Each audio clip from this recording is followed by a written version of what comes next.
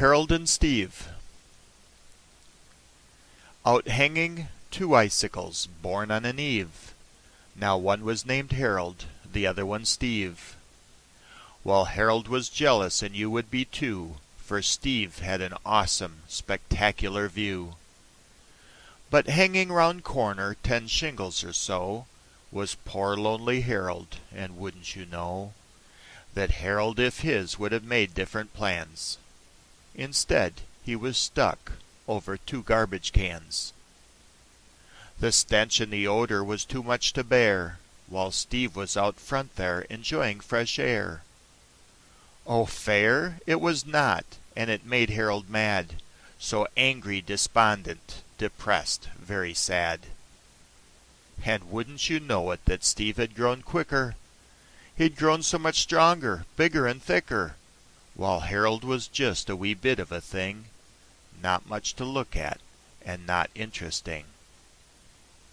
You know, children grow up, but icicles down, and Harold grew lower with saddest of frown, and that is why Steve had made fun of his friend.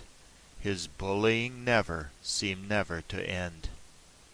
He gloated that he was too solid to break. He boasted that he could see sunsets, the lake, and this had gone on through the long winter days.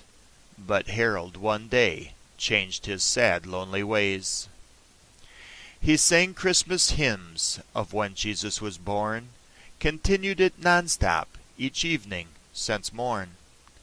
So Steve, you might guess, was a bit envious. He was bewildered that Harold was joyous.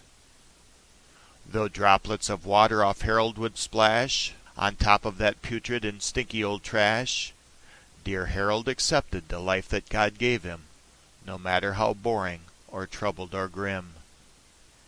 He knew that God's love was unprecedented, and that made him happy, joyous, contented. Then one day dear Harold had heard a loud splat, and he never heard from old Steve after that. The moral to poem here simply increases each time you hear bullies are falling to pieces. Someone please tell me if this life has mattered when our hopes are lost and our goals are scattered. And Harold, you ask, what has happened to him? Well, he was still singing an old gospel hymn as angels had seen him and anxiously stated, "All heaven rejoice!" He evaporated.